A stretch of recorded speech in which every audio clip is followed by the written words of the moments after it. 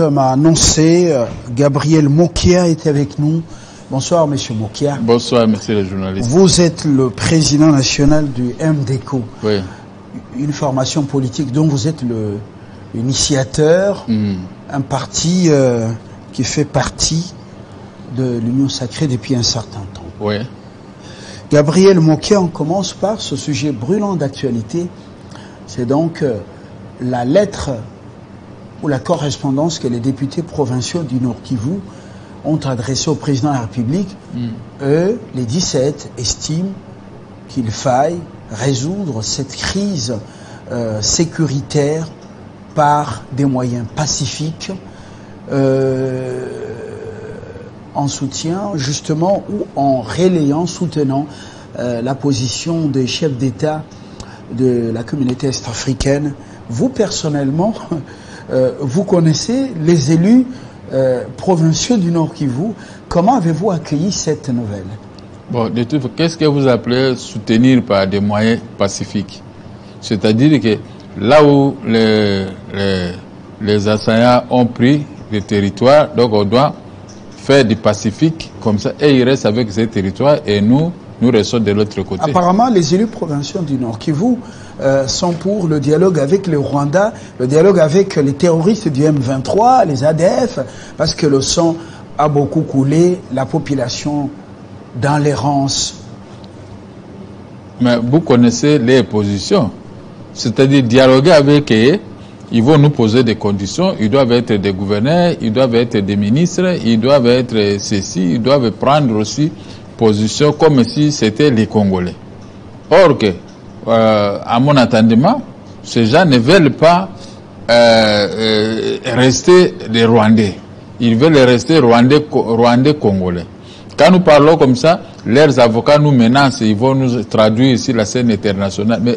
Mais ils occupent notre pays. C'est la scène internationale qui doit s'occuper d'eux, mais pas nous. Tous les députés provinciaux du Nord Kivu ne sont pas rwandophones, à ce qu'on le sache. Et ces élus provinciaux, bien sûr, pendant l'état des sièges, ils ne sont pas opérationnels. À votre humble avis, il y a eu beaucoup de réactions. Certains estiment que ces gens jouent le jeu de Kigali et défendent les intérêts des terroristes. J'avais suivi l'intervention du président de l'Assemblée nationale. Il avait demandé, celui qui joue le jeu, il n'a qu'à s'abstenir.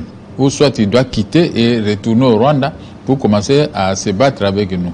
Vous voyez que ces gens qui sont dans les frontières, moi, un pied dedans, un pied dehors pour notre pays. Donc c'est pourquoi nous souffrons. Parce que moi personnellement, Gabriel Mokia, je ne peux pas imaginer, j'occupe un poste de responsabilité militaire et qu'un pays voisin doit venir nous attaquer et nous on reste comme ça, mou. On ne dit rien, toujours des négociations. Mais est-ce que, on dit, un homme doit se préparer dans la vie. Si tu ne te prépares pas, tu vas subir tout ce que le monde crache sur les autres. Vous voyez que le pays maintenant est à fait déploré. Parce que moi, je ne peux pas imaginer qu'un petit pays comme le Rwanda peut nous mettre à genoux. Depuis longtemps, le Rwanda nous a mis à genoux. Mais ces députés-là, est-ce que réellement sont les fils de notre pays ou bien il y a point d'interrogation là-dedans? Bon, vous voyez là où ils vont, ils demandent au gouvernement de négocier avec le Rwanda. Au lieu de demander, donner la force à notre gouvernement pour vaincre les assaillants et qu'on doit nous respecter. Il faut que nous soyons respectés. C'est pourquoi on dit en français, aide-toi, le ciel t'aidera. Mais si nous ne voulons pas que le ciel puisse nous aider, puisque nous manquons la force, qu'est-ce que nous pouvons faire pour ça? Moi, je vous suis ce que vous dites. Mais ces députés-là sont sincères. Il faut se comprendre, est-ce qu'ils sont sincères? Quand quelqu'un n'est pas sincère, il peut toujours vous dire des choses erronées. Donc, il vous ironise pour que vous puissiez perdre des pédales. Voilà, nous avons perdu les pédales parce que comment ces gens occupent notre territoire national? Nos territoires.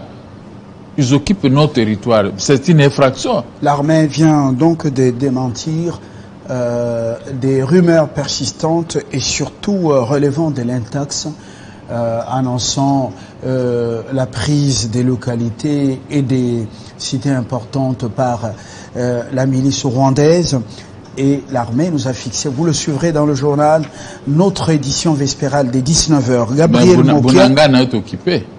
Bunagana est sous occupation rwandaise. Vous voyez, c'est là, on peut toujours démentir l'information, mais Bunagana est occupé. Cela montre quoi?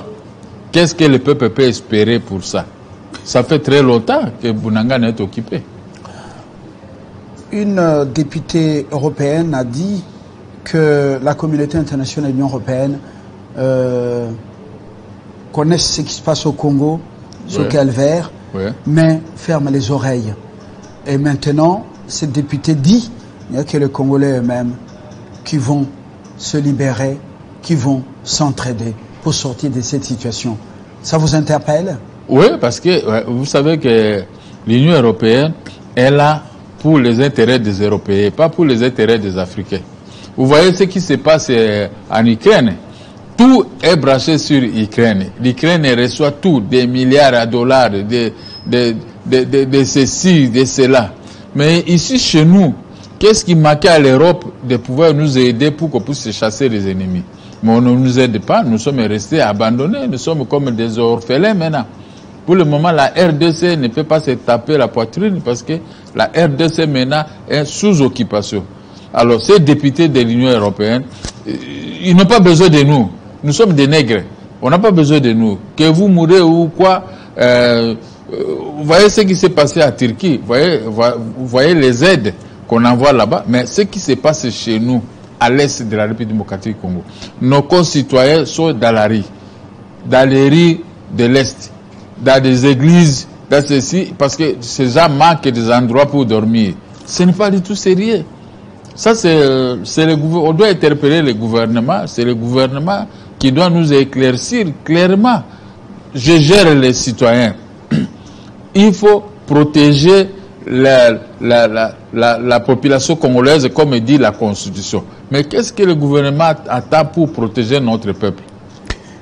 Félix Tshisekedi, le président de la République à Genève en Suisse, a dit donc qu'il en a marre et sa patience a atteint des limites. Qu'est-ce que cela signifie pour vous? Vous êtes un homme d'une grande franchise et vous êtes toujours un guerrier dans votre approche. Vous êtes pour que l'homme se batte et non pas pleurnicher. Qu'est-ce que cela signifie selon vous? C'est cette phrase que vous avez dit qui m'intéresse. Je suis pour que l'homme se batte et non pleurnicher tous les jours. Parce que si nous nous battons, ça sera aussi pour la génération future. Quand il dit qu'il en a marre, l'armée est sur le terrain en train de se parce que peut-être sa patience a des limites. Cela signifie quoi? Parce qu'on nous a autorisé l'achat d'armes. Donc notre pays doit acheter les armes pour pouvoir se requéquer et pouvoir se battre avec tous les ennemis. Mais il faut avoir vos propres moyens. Je vous ai dit que aide-toi, le ciel t'aidera. Même si l'Union européenne ou les Africains peuvent venir nous aider, mais il faut qu'ils nous trouvent nous-mêmes aguerris. Si nous sommes aguerris, l'homme qui viendra nous aider trouvera une facilité pour nous conduire dans cette guerre. Un président, quand il fait une telle déclaration, dans une approche prospective, les esprits avertis peuvent déjà dénicher le lendemain, par exemple, des actions ou le changement de paradigme au front ou sur d'autres fronts militaires, diplomatiques et même économiques. Ça présage pour vous que le président soit capable de tourner le dos aux partenaires traditionnels hypocrites, l'Union européenne et tous ces pays et les anglo-saxons, surtout les États-Unis et les Britanniques. À mon avis, c'est ça. C'est qu'il a compris quelque part que son peuple souffre. Donc maintenant, il cachait quelque chose. Maintenant, il dit, il en a marre. Allez, il va montrer une autre face. Donc nous attendons la face. Nous attendons pour qu'il puisse s'exploser. Parce qu'il a tout un peuple derrière lui. Le président de la République ici est aimé par tout le monde. Donc, il faut qu'il fasse un effort de réunir tous les peuples congolais derrière lui, de la même façon, de ne pas faire souffrir les peuples congolais, mais d'aimer ces peuples. Alors, on doit aller de l'avant. Il montre cette face-là. Comme ça, nous allons attaquer pour pouvoir gagner. Ce qui nous intéresse, nous, le peuple congolais, c'est quoi? C'est la victoire. On sait qu'au Congo, quand vous venez avec les armes, voici ce que vous allez finir. Vous allez en finir très mal. Donc ça, c'est très bien. Donc je crois qu'il a peut-être un autre joker qui va nous présenter. Voyons voir, est-ce que l'approche Mali peut nous inspirer pour nous tourner vers, par exemple, l'autre puissance qui est en train de défier l'OTAN en Ukraine? C'est un questionnement, on n'affirme rien. Macron, le président français, est attendu à Kinshasa pour une visite officielle, mais certains disent que c'est un soutien de Kagame et de Kigali. Votre humble avis, vous sentez que les Congolais ne sont pas beaucoup favorables? Ça, c'est une frange des Congolais.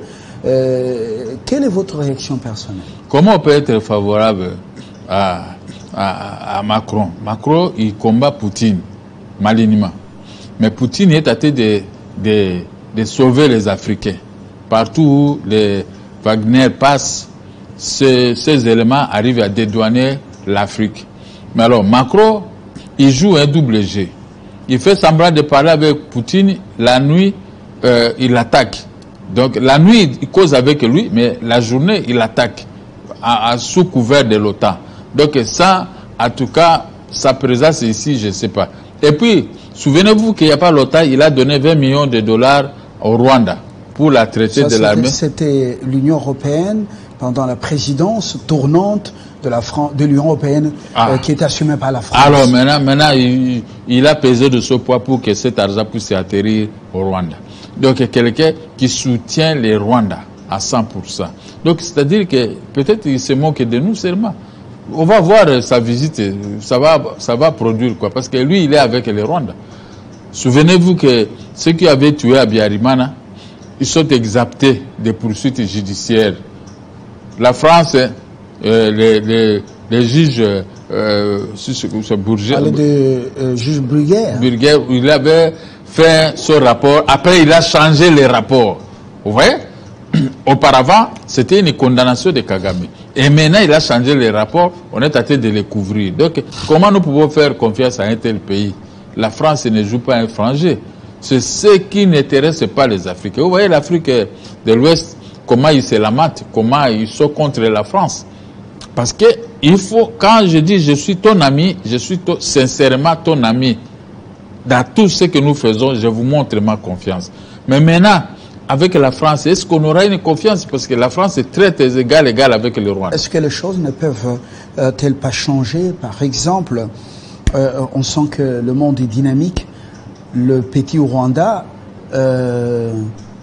à part la sous-traitance dans les pillages des ressources du Congo, à part la sous-traitance au niveau sécuritaire avec son armée qui protège les intérêts des multinationales françaises, par exemple Mozambique, et ici quelque part juste à côté de nous en Ouganda, est-ce que les choses ne peuvent pas évoluer en notre faveur, la France ayant constaté qu'elle perd davantage du terrain en Afrique de l'Ouest et que le Congo reste incontournable sur plusieurs plans, au niveau de la francophonie, au niveau des ressources, au niveau de l'environnement et gestion plutôt régulation du climat. Je ne sais pas comment le président français a négocié sa visite ici, mais il a son amour propre envers le Rwanda.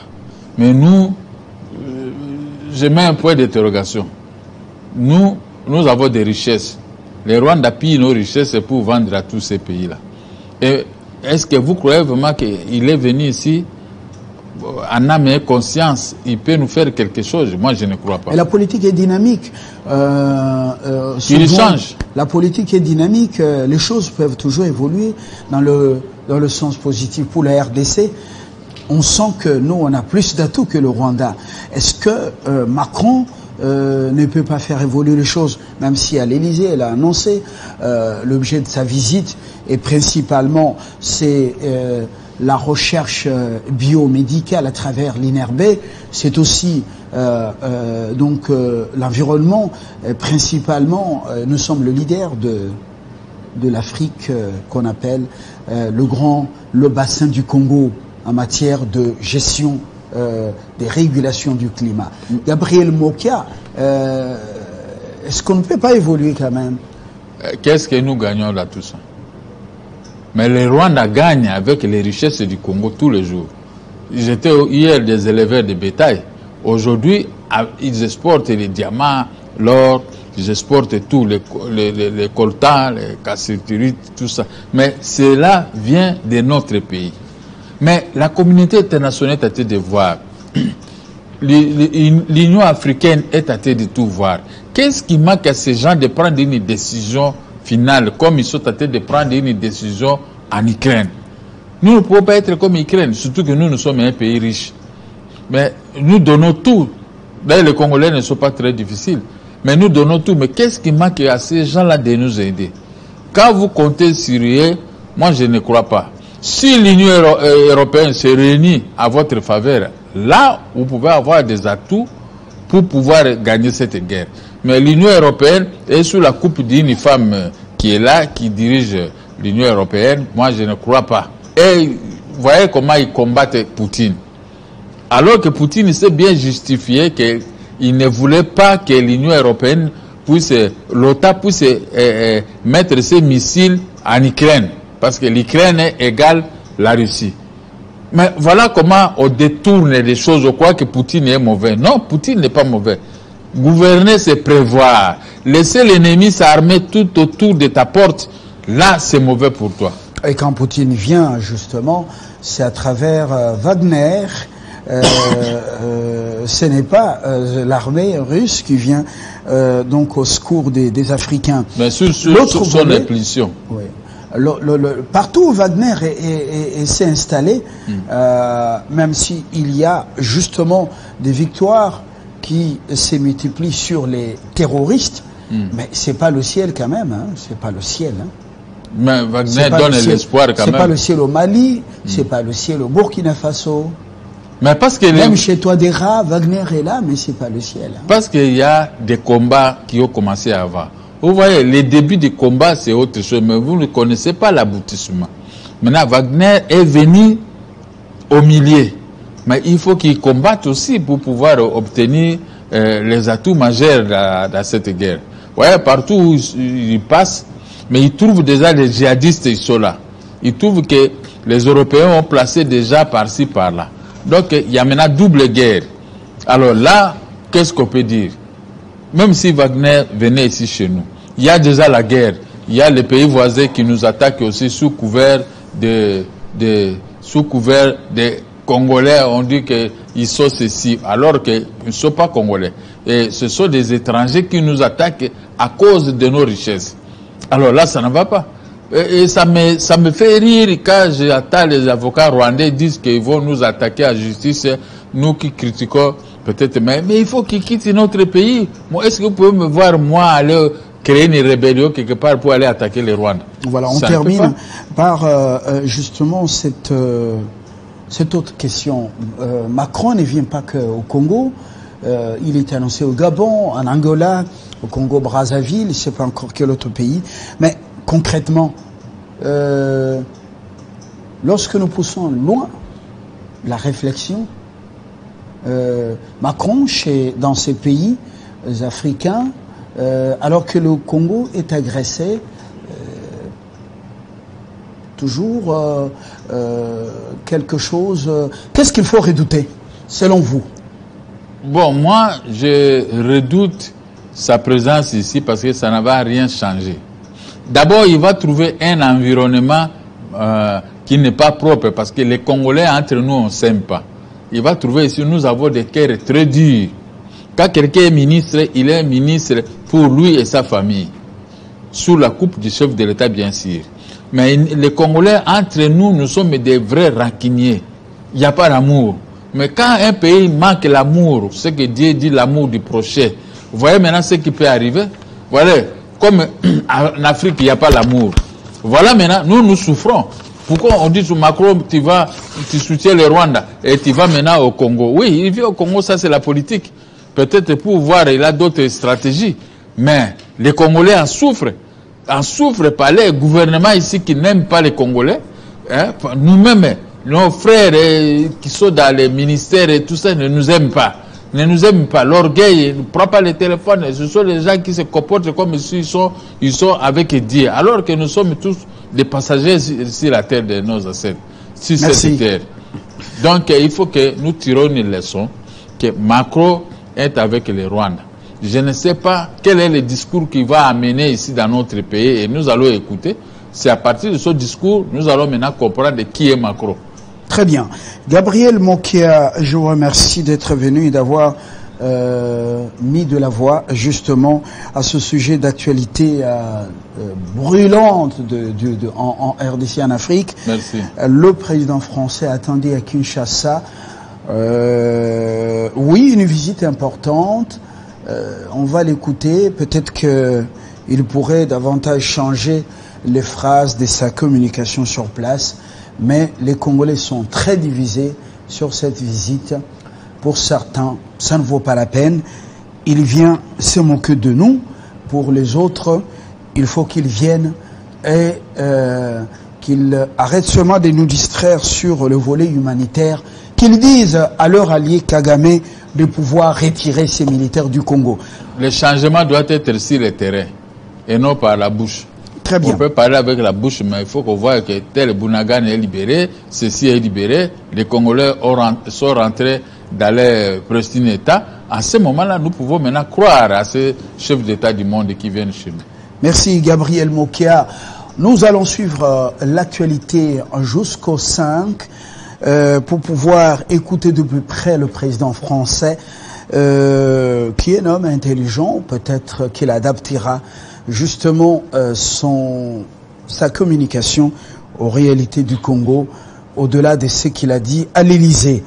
Pour l'instant, nous allons prendre le second invité, non pas pour parler de la découverte de caches d'armes dans la maison d'un député national dans le Nord Kivu, non pas pour parler d'une sorte de traîtrise de ces députés provinciaux du Nord Kivu, mais parler de comment les autres Africains voient notre lutte, nous, Télé 50, en tant que média panafricain. Nous allons recevoir Médard Mbongo, il nous vient du Congo-Brazzaville.